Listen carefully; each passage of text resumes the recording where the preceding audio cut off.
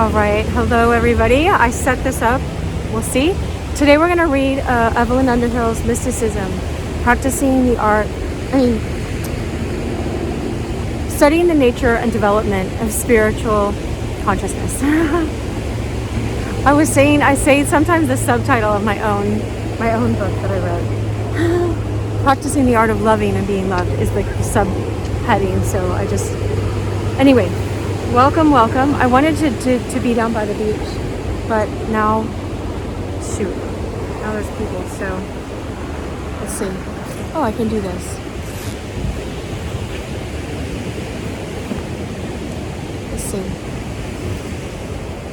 Well, maybe that's or not. Here's the book, so we see it. Studying the nature and development of spiritual consciousness.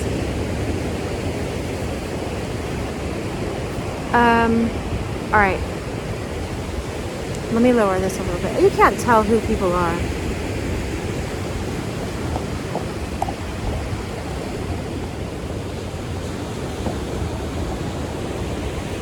Okay. So, welcome. All right. We're on the chapter called on introversion and contemplation. This is the second half of the book, but just join here. You're always welcome here. This part's called the mystic way. I just trust sometimes that we're on this part for a reason, the part that you got to today, and so that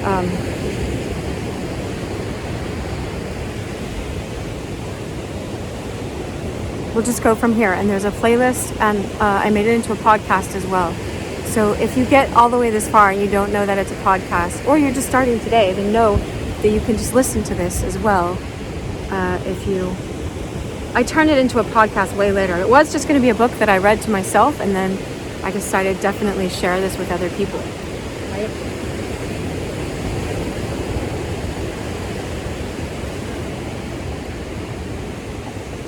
It's so precarious, but I'm trying not to get people up close, right? Okay, so I know we read this part last time, but we're going to go over it a little bit more because we were in the middle of a giant quote, but I had to go to a meeting. So Evelyn Underhill, this was written in 1910, 1911. She was Anglican, but she was a mystic, poet and writer.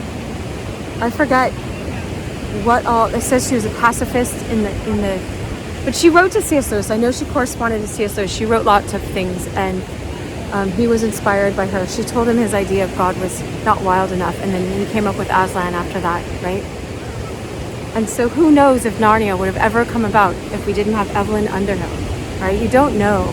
There's always a great woman behind the great men. You know.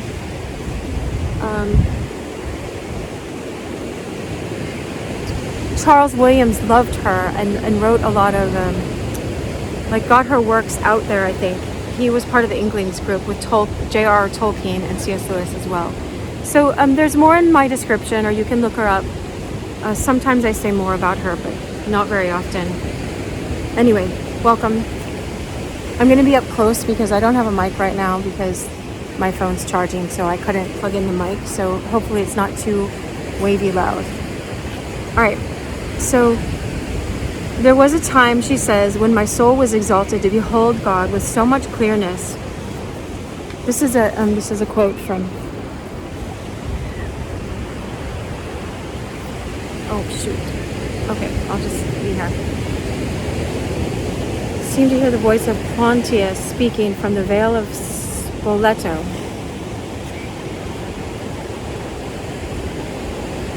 Okay, here's a quote. It's Angeli de Fuligno. Okay. Aww, there's a little baby going on. Okay.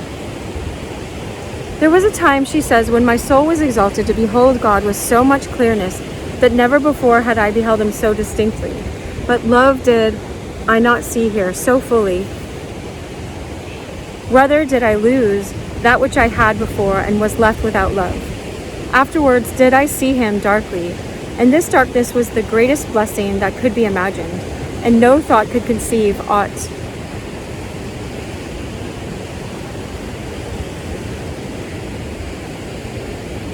that would equal this, ellipsis, and by that blessing, most certain and including also that darkness, have I attained unto all hope. Okay, there we go. Unto all my hope, and inasmuch as now I see clearly. Oops.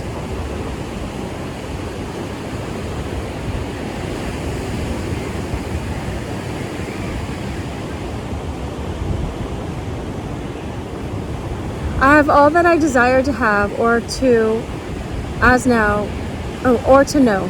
Here likewise do I see all good. I'm just going to get close for now. And seeing it, the soul cannot think that it will depart from it, or it from the good, or that in future it must ever leave the good. The soul delighteth unspeakably therein, yet it beholdeth not which can be related by the tongue or imagined in the heart. It seeth nothing, yet seeth all things, because it beholdeth this good darkly. And the more darkly and secretly the good it seem, the more certain it is, and excellent above all things. Wherefore is all other good, which can be seen or imagined, doubtless less than this. Okay, hold on.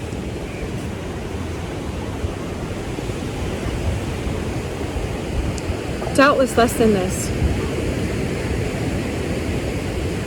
Because all the rest is darkness, and even when the soul seeth the divine power, wisdom, and the will of God, which I have seen most marvelously at other times, it is all the less than this most certain good, because this is the whole.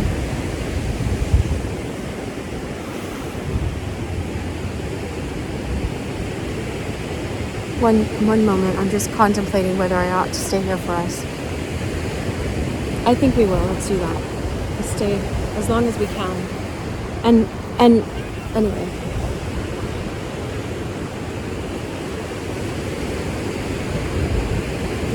Because all the rest is darkness, and even when the soul seeth the divine power, wisdom, and will of God, which I have seen most marvelously at other times, it is all less than this most certain good.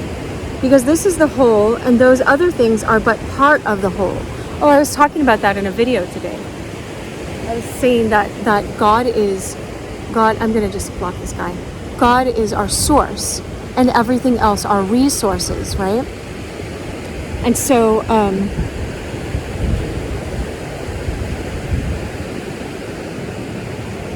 she's saying the same thing, that because this is the whole, and those other things are but part of the whole. Okay, he got out of the way from my video. I didn't mean to. I don't want to be rude. I just don't want to put people in. Anyway, can't navigate all of it on the beach. Okay, so.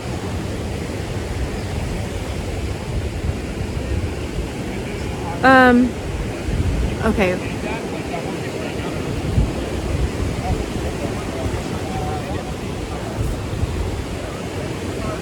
All right, so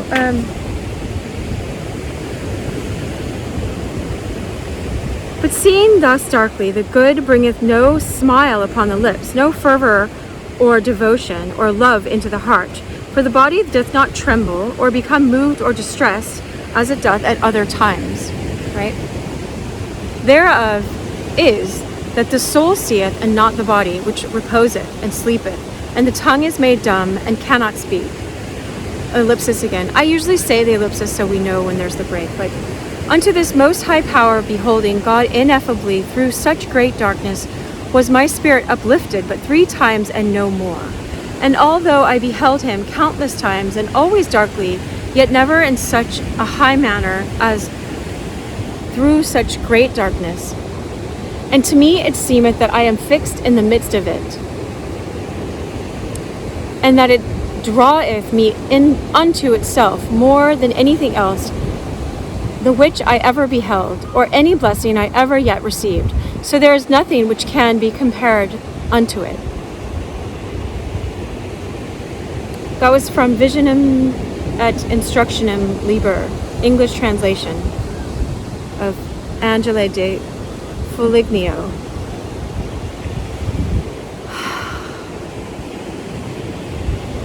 These words, and indeed the whole idea which lies at the bottom of, quote, dark contemplation, will perhaps be better understood in the light of Baron von Hugel's deeply significant saying, souls loving God in his infinite individuality will necessarily love him beyond their intellectual comprehension of him. The element of devoted trust, of free self-donation to one, fully known only through and in such an act, will thus remain to man forever, end quote. To one with a capital O, right? So it's just like my spiritual director had said, you don't get God until, you can't receive God until you give all of yourself to God, right?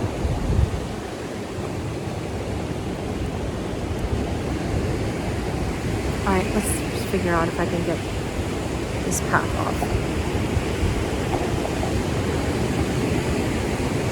There. More ocean, less people. The only problem is the speakers over here, so I do hope that you guys can hear me. Sorry if it's a little off this time.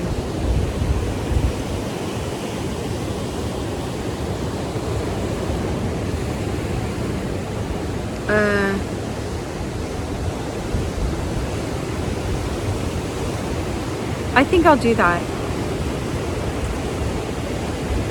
Let me read a little bit more and then I'll get the mic.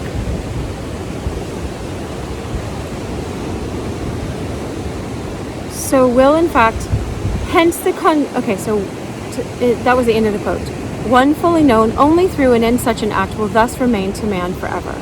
Hence the contemplative act, which is the act of loving and self-forgetting, concentration upon the divine, the outpouring of man's little and finite personality towards the absolute personality of God, will, insofar as it transcends thought, mean darkness for the intellect, but it may mean radiance for the heart. Psychologically, it will mean the necessary depletion of the surface consciousness, the stilling of the mechanism of thought, in the interest of another center of consciousness. Since this new center makes enormous demands on the self-stock of vitality, its establishment means, during the time that it is active, the withdrawal of the energy from the other centers, thus the night of thought.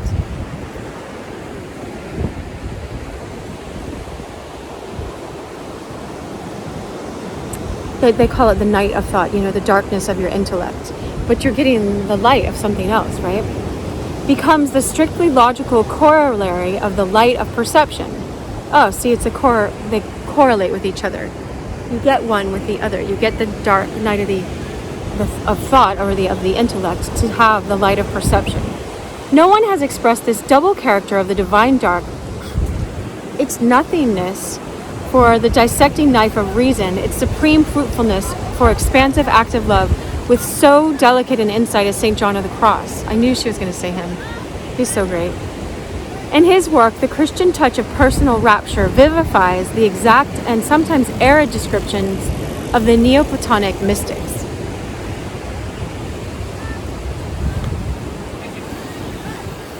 A great poet as well as a great mystic. In his poem on the obscure night, he brings to bear on this actual and ineffable experience of the introverted soul all the highest powers of artistic expression, all right? All the resources of musical rhythm, the suggestive qualities of metaphor. And thank God it's in English. I'm going to show it to you in case you're watching this. You can take a screenshot if you want. I'll try to the ocean there. That way, if you have it, where you can go off screen, you can read it at the same time. Upon an obscure night, fervored with love's anxiety, O hapless, happy plight, I went, none seeing me, forth from my house, where all things quiet be, by night secure from sight, and by a secret stair disguisedly, O hapless, happy plight, by night and privily, forth from my house, where all things quiet be. Blessed night of wandering in secret, when by none might I may be spied, you know how they say it like that. Nor I see anything without a light to guide, save that which in my heart burnt in my side.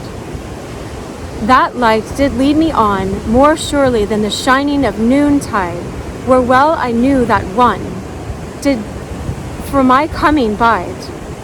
Where he abode, might none but he abide. Where he abode, might none but he abide. O night that didst lead thus, O night more lovely than the dawn of light, O night that broughtest us, lover to lover's sight, lover to loved in marriage of delight. Upon my flowery breast, wholly for him, and save himself for none, there did I give sweet rest to my beloved one, the fanning of the cedars breathed thereon. That's the end of the quote, right? And that is from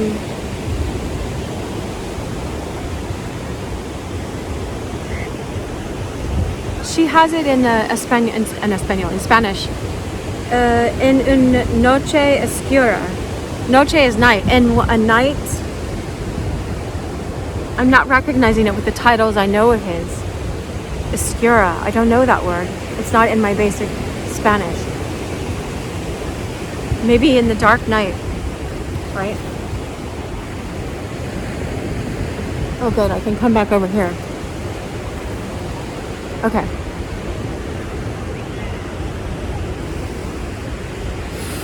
Observe in these verses the amazing fusion of personal and metaphysical imagery, each contributing by its suggestive qualities to a total effect which conveys to us, we hardly know how, the obscure yet flaming rapture of the mystic, the affirmation of his burning love, and the accompanying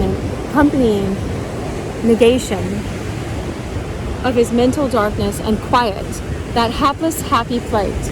All is here.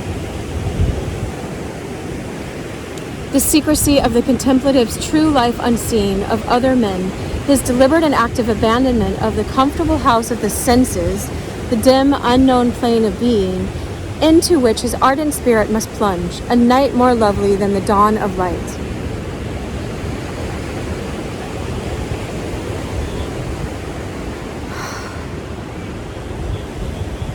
The inward light, the fire of mystic love which guides his footsteps more surely than the shining of noontide.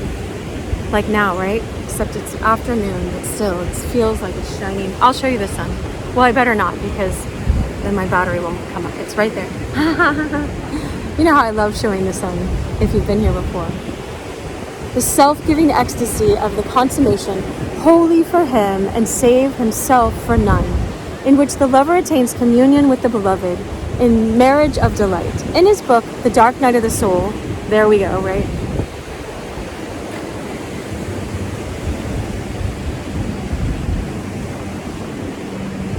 Now she says it in English, right? But I was looking at the footnotes. St. John has commented upon the opening lines of this poem, and the passages in which he does this are amongst the finest and most subtle descriptions of the psychology of contemplation which we possess, right? They really are. I just read it this year.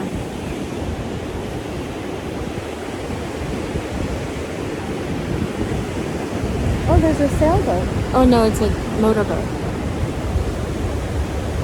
The soul, he says, calls the dim contemplation by which it goes forth to the union of love a secret stare, and that because of two properties of it, which I am going to explain. First, this dark contemplation is called secret, because it is, as I have said before, the mystical theology which theologians call secret wisdom, and which, according to St. Thomas, is infused into the soul more especially by love. This happens in a secret, hidden way, in which the natural operations of the understanding have no share. Moreover, the soul has no wish to speak of it, and beside it can discover no way or proper similitude to describe it by, so as to make known a knowledge so high, a spiritual impression so delicate and infused. Yea, and if it could have a wish to speak of it, and find terms to describe it, it would always remain secret still, because this interior wisdom is so simple, general, and spiritual, that it enters not into the understanding under any form or image subject to sense, as it is sometimes the case. The imagination, therefore, and the senses, as it... Oh good, you can just see the ocean between you. Any conception of it. Oh, and the senses, as it is not entered in by them, nor is modified by them, cannot account for it, nor form any conception of it. so as to speak in any degree correctly about it. Though the soul be distinctly conscious that it feels and tastes the strange wisdom, the soul is like a man who sees an object for the first time, the like of which he has never seen before. He handles it and feels it, yet he cannot say what it is, nor tell its name. Do what he can, though.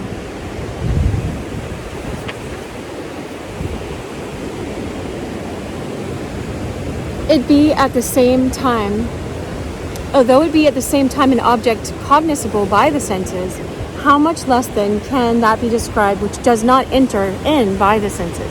So it doesn't enter in by the senses. So it's kind of like, I don't know if you guys, if you hear, welcome, if you haven't taken a moment to like this, make sure to like it and click the share button so you can share it with someone, and make comments, right? If you can do it while it's playing, then do so, So I've talked before about wide angle vision. It's when you relax your eyes and you see, like you would see this whole panorama at once, all of it. And so if you did that, then what happens is if you see a sign, your eyes are out of focus, and so you're relaxed. And after 5 minutes or so, they say you go into alpha brainwaves instead of beta. We're normally in beta waves, and you go to alpha. And so they say you learn things faster in alpha, and you heal faster, and you can memorize things. And so anyway, I was taught all this stuff about alpha brainwaves when I was taking this wilderness survival class. But I'm relaxing my eyes right now, and I see the whole panorama, and I see the panorama around me. And so normally we look in picture views like this, tunnel vision, right? But the Native Americans, I'm part Native American, they would use wide angle vision, and you could see, like if a bird was flying way over here, you could see it because you're watching the whole thing. Now, if you're on the podcast, sorry, I'm just describing this. It's just when you relax your eyes, and if you put both your hands out like this, and see if, you can't see what I'm doing, but see if you can wiggle your fingers. Your hands are facing in, and so if you can see both your fingers with both your arms outstretched like a T. When you're doing that, like there's a sign in front of me, and when my eyes are relaxed, I can see that there's letters on the sign, but I can't read it. It's just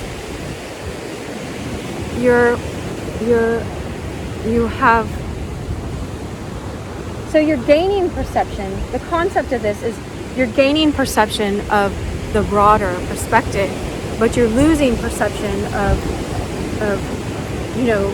what your logical mind will pick up, let's say. And so there's ways to describe it as the mystic, and that's what we're into right now. That's just a way to give you a visual.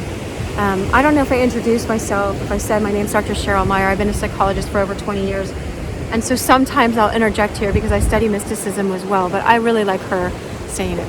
Oh, we really ought to turn this more towards the ocean because, the sunlight on the ocean. This makes a lot more sense. Look at that. We're almost seeing the sunlight. I don't want to risk it because then the battery is like,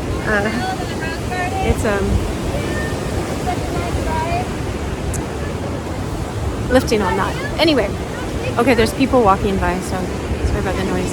Look at the sun on the water. Okay, we're good now because people are obscured, you can't tell who they are.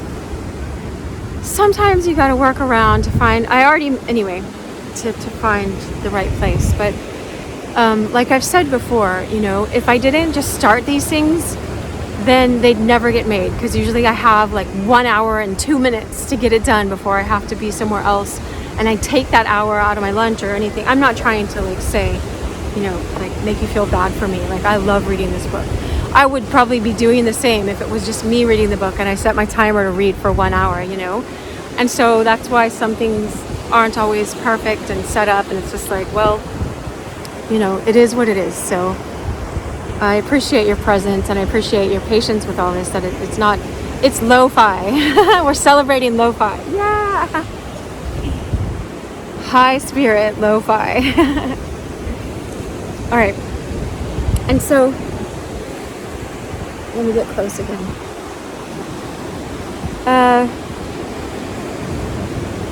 So it handles it and feels it, yet he cannot say, Evelyn Underhill usually uses the word he. He cannot say what it is, nor tell its name. To do what he can, though it be at the same time an object cognizable by the senses. How much less then can that be described which does not enter in by the senses? This is not the only reason why it's called the secret and why it is so. There is another, namely the mystical wisdom has the property of hiding the soul within itself. For beside its ordinary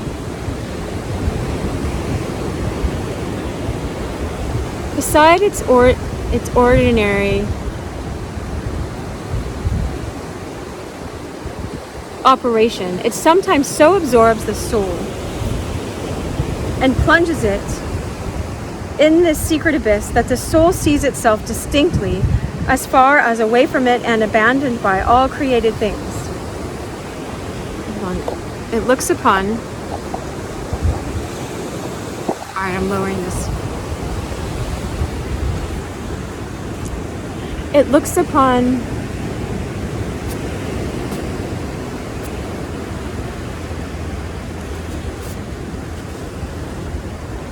itself as one that is that was a lifeguard that drove really slowly by. Thank you. Okay, I want to be so present and concentrated on this.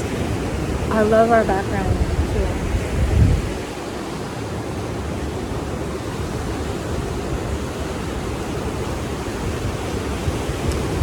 It looks upon itself as one that is placed in a wild and vast solitude, whither no human being can come. As in an immense wilderness without limits, a wilderness the more delicious, sweet, and lovely, the more it is wide, vast, and lonely, where the soul is the more hidden, the more it is raised above all created things. This abyss of wisdom now so exalts and elevates the soul, orderly disposing it for the science of love, that it makes it not only understand how mean are all created things in relation to the supreme wisdom and divine knowledge, but also how low, defective, and in a certain sense improper are all the words and phrases by which in this life we discuss divine things, and how utterly impossible it is, by any natural means, however profoundly and learnedly we speak, to understand and see them as they are, except in the light of mystical theology. And so the soul, in the light thereof, discerning this truth, namely that it cannot reach it, and still less explain it by the terms of ordinary speech, justly calls it secret.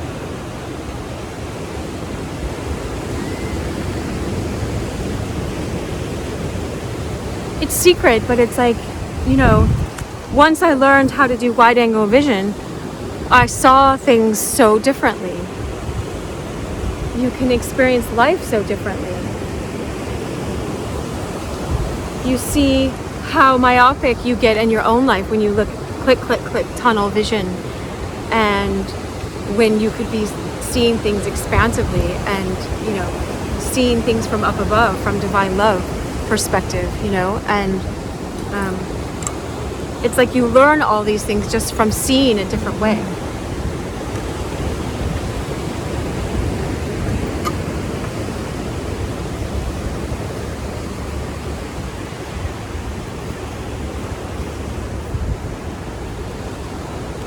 All right, and so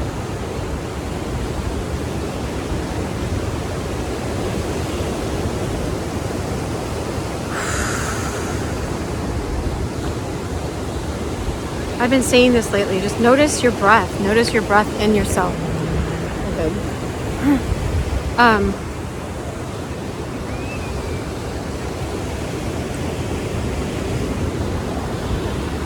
I'm gonna put my mic on right now.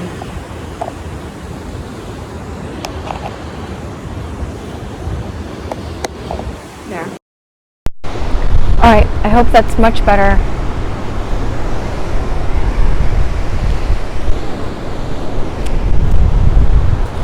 I'll put my back to the wind hopefully we'll start with the ocean. All right.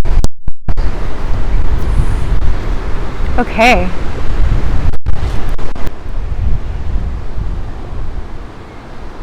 I kind of just want the ocean view. Here, let's do that. Now I don't have to be by the mic. Let's have you see the ocean more.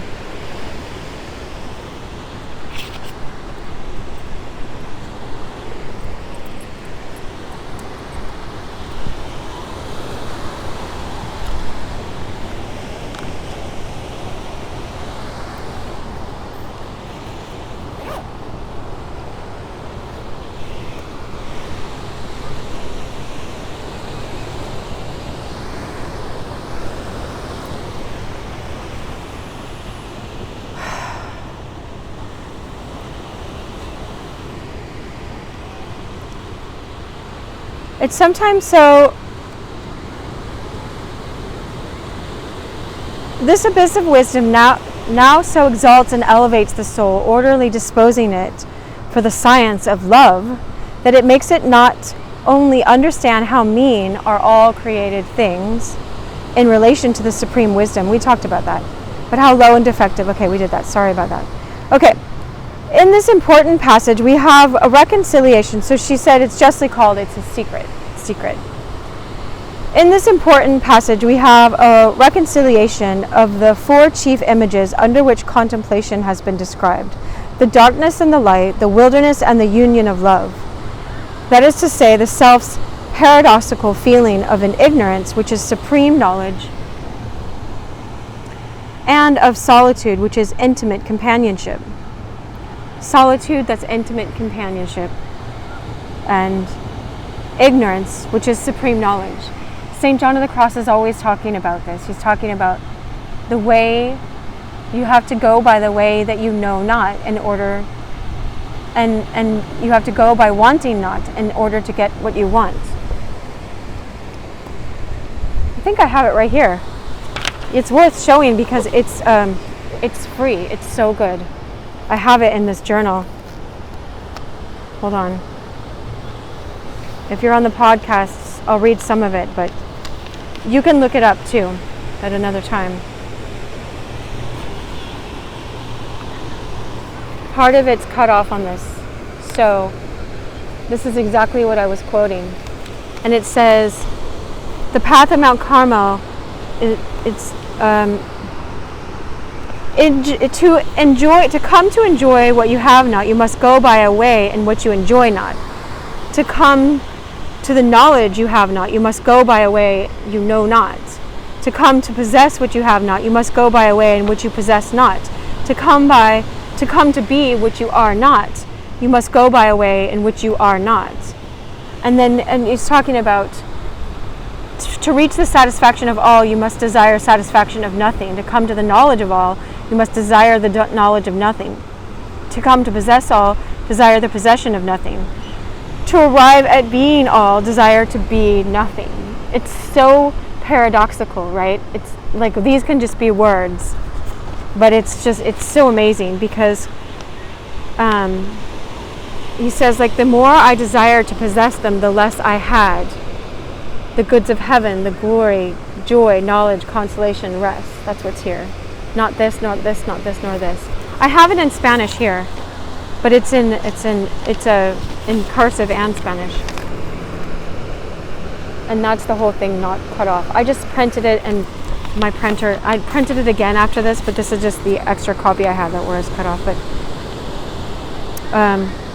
this nakedness of the spirit, quietude and rest.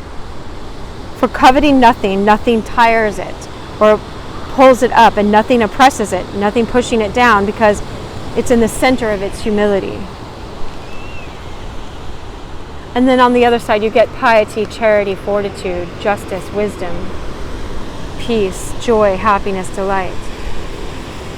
And here there is no longer any way, because for the just man there is no law. He is a law unto himself. It's not saying like there's no law anymore. It's like when you're fully surrendered to divine love is your law. And so it's hard for other people to understand that you're just fully subjected to divine love. Now, lots of people can say they're there, but let's let Evelyn Underhill talk about that. I'm sure she has already some in this book. So,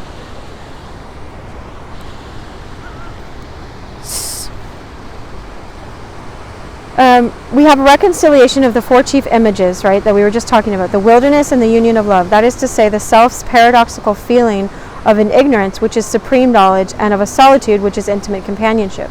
On the last of these antitheses is the wilderness that is more delicious, sweet, and lovely, the more it is wide, vast, and lonely.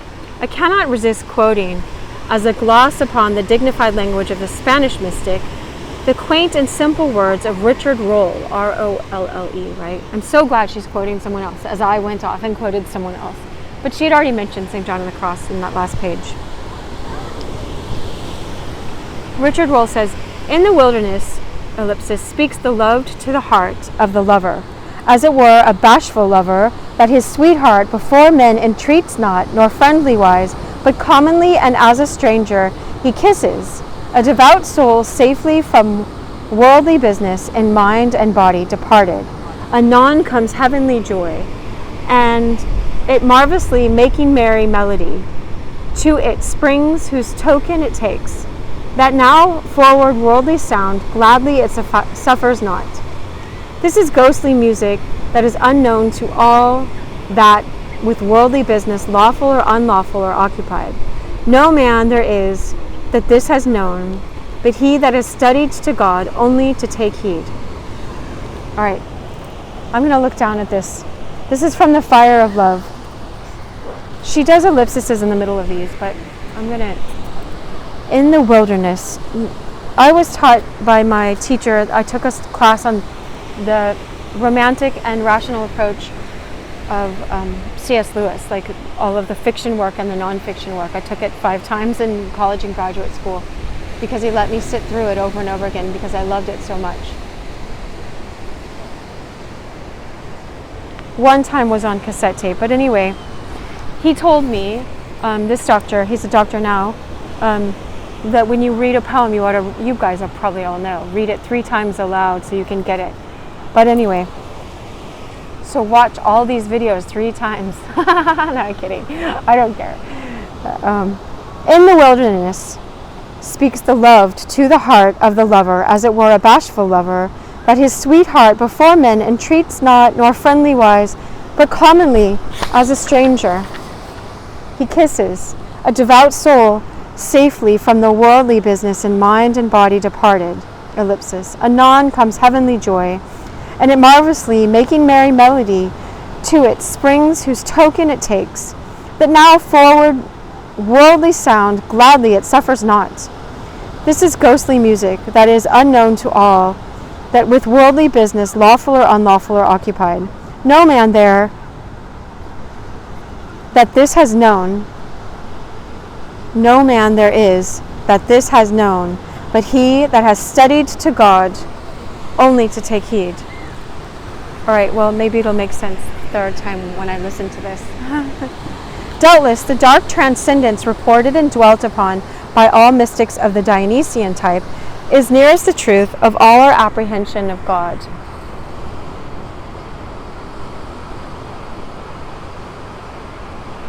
Our apprehensions of God.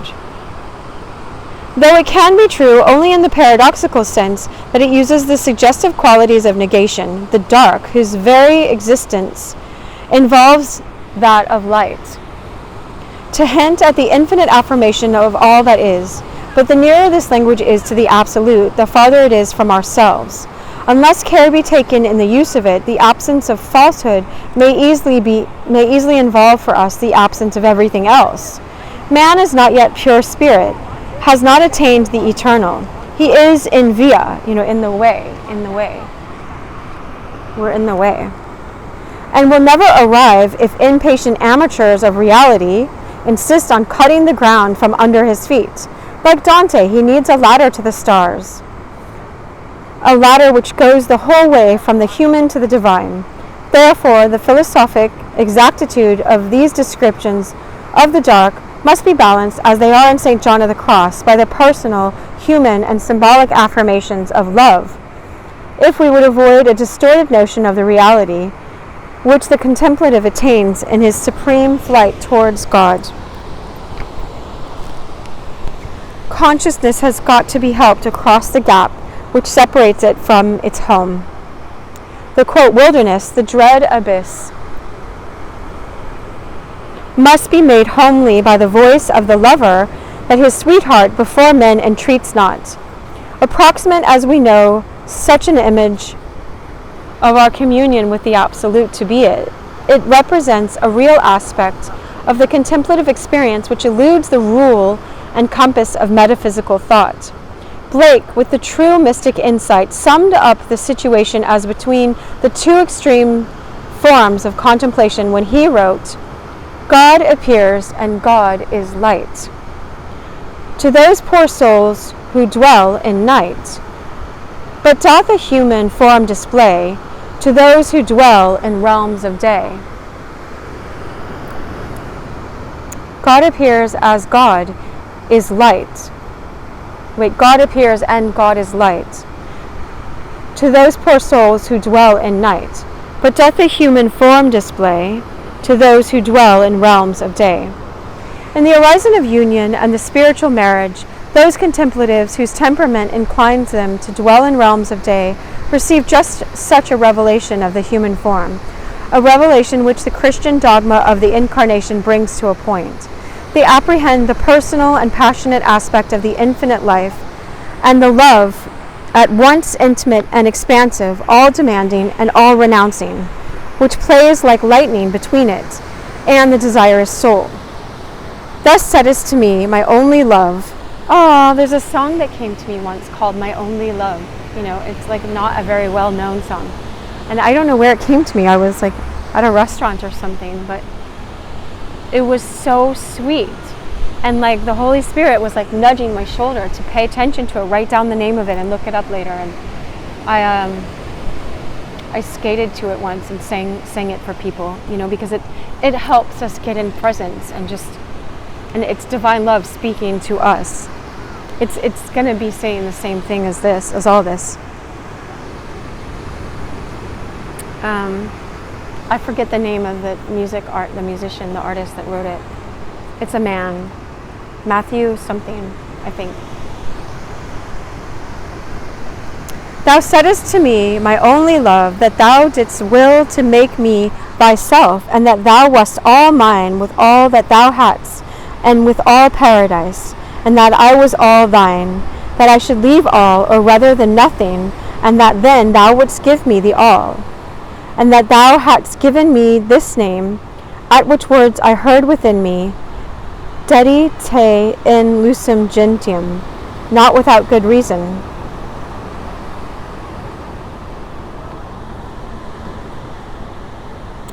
It's not saying what that is.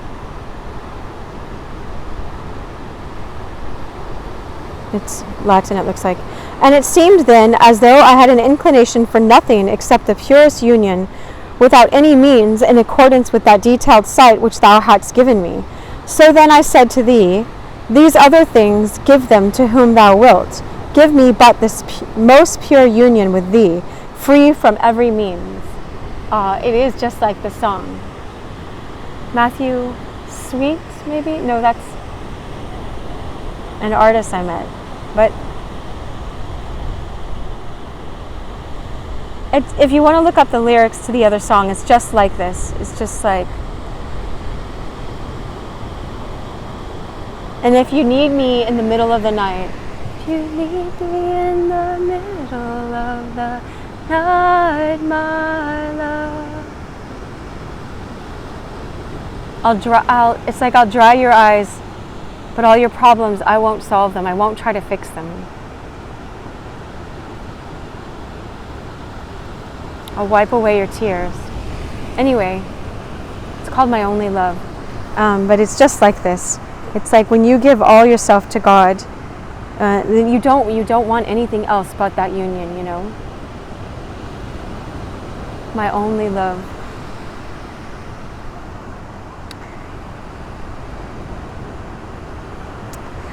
Our work is the love of God, cries Rosie Brooke.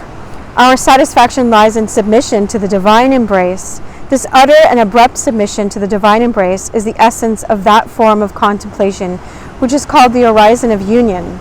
Surrender is its secret, a personal surrender not only of finite to infinite, but of the bride to the bridegroom, heart to heart. This surrender in contemplatives of an appropriate temperament, matching maybe, excuse me, is of so complete and ecstatic a type that it involves a more or less complete suspension of normal consciousness and entrancement, and often crosses the boundary which separates contemplation from true ecstasy,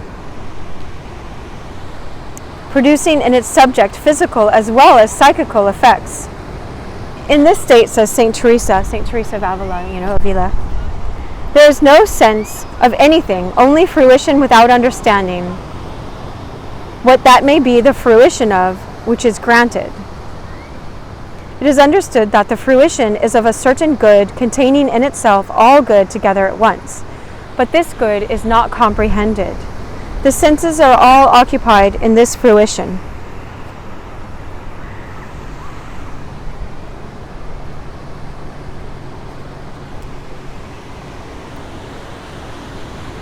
I'm going to keep going until for the whole hour, but if my phone runs out, then I might just end it. So if I did, I wish you so much love and I'm glad you're here, but I'm going to continue on right now. So just I wanted to say goodbye if I didn't get to say goodbye.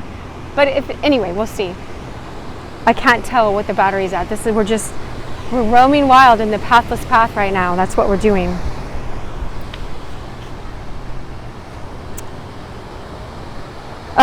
There is no sense of anything, only fruition without understanding what that may be the fruition of which is granted. It is understood that the fruition is of a certain good containing in itself all good together at once, but this good is not comprehended. The senses are all occupied in this fruition in such a way that not one of them is at liberty so as to be able to attend to anything else, whether outward or inward. But this state of complete absorption, together with the utter rest of the imagination, for I believe that the imagination is then wholly at rest. Oh, wait.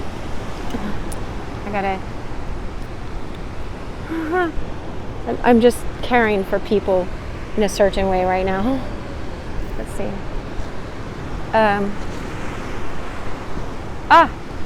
There. Anyway. The senses are all occupied. Anyway, I already read that part. Hold on.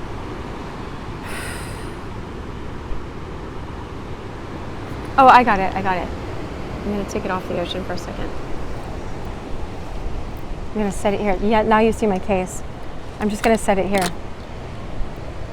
My audio went out on my other video, so I'm going to read this part of the chapter again. This is unheard of, right?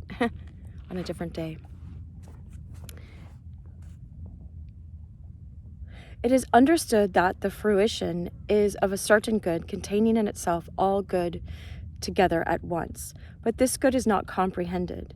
The senses are all occupied in this fruition in such a way that not one of them is at liberty so as to be able to attend to anything else, whether outward or inward, but this state of complete absorption, together with the utter rest of the imagination.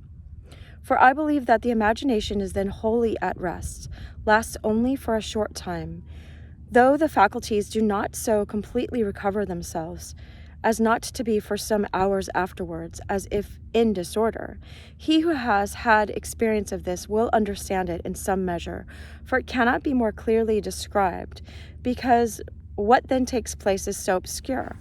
All I am able to say is that the soul is represented as being close to God, and that there abides a conviction thereof so certain and strong that it cannot possibly help believing so. All the faculties fail now and are suspended in such a way that, as I said before, their operations cannot be traced. The will must be fully occupied in loving, but it understands not how it loves. The understanding, if it understands, does not understand how it understands. It does not understand, as it seems to me, because, as I said just now, this is a matter which cannot be understood. Clearly, the psychological situation here is the same as that in which mystics of the impersonal type feel themselves to be involved in the cloud of unknowing or divine dark. Do not imagine, says Teresa of Avila, right, in another place, that this horizon, like that which went before, i.e. the quiet, is a sort of drowsiness. I say drowsiness because in the horizon of divine savors or of quiet, it seemed that the soul was neither thoroughly asleep nor thoroughly awake, but that it dozed. Here, on the contrary, the soul is asleep, entirely asleep, as regards herself and earthly things. During the short time that union lasts, she is, as it were, deprived of all feeling, and though she wishes it, she can think of nothing. Thus she needs no effort in order to suspend the action of her intellect, or even the action of love. She is, as it were, absolutely dead to the things of this world, and better to live in God, the better to live in God. It may be asked, in what way does such contemplation as this differ from unconsciousness? The difference, according to St. Teresa, consists in the definite somewhat which takes place during this inhibition of the surface consciousness, a somewhat of which that surface consciousness becomes aware when it awakes. Work has been done during this period of apparent passivity. The deeper self has escaped, has risen to freedom, and brings back tidings of this place to which it has been. We must remember that Teresa is here speaking from experience, and that her temperamental peculiarities will modify the form which this experience takes. The soul, she says, neither sees, hears, nor understands whilst she is united to God. But this time is usually very short, and seems to be even shorter than it is. Just like in Narnia, you don't know how the time is going to be when you enter in, God establishes himself in the interior of the soul in such a way that when she comes to herself, it is impossible for her to doubt that she has been in God and God in her, and this truth has left in her so deep an impression that though she passed several years without being again raised to this state, she could neither forget the favor she received nor doubt its reality. Read Matilda of Magdeburg and you'll see this so much. Anyway, but you will say, how can the soul see and comprehend that she is in God and God in her, if during this union she is not able either to see or understand? I reply that then she does not see it, but that afterwards she sees it clearly, not by a vision, but by a certitude which rests with her, and which God alone can give. That's from the Castillo Interior Castle, chapter 1, it looks like. Of a certain. Now, I showed you this in the part that got cut off too. Here's the next chapter. It's called Ecstasy and Rapture, chapter 8. And here's what she's going to talk about. Oops. All right. Today I have Leia with me. Princess Leia. Hi, honey. All right, we're going to walk back. I wish you so much love. Make sure to like this and share, and keep coming back, right? Come back to all my videos. I'm always teaching us, because all I want to do is have a more authentic, deeper, more real relationship with God, with divine love, and a psychological wholeness and clearness. The word shalom means wholeness, and Jesus said, be perfect, be whole as I am whole. He didn't say be shalom, but he says shalom to the disciples when he comes back. Peace. The peace that I give you is not of this world. The wholeness that God gives us is so much more than this world keeps offering. So I wish you so much love, and I appreciate if you share this channel, because that's how it's going to work, right? You do your part and I'm doing mine. All right, much love. Can you feel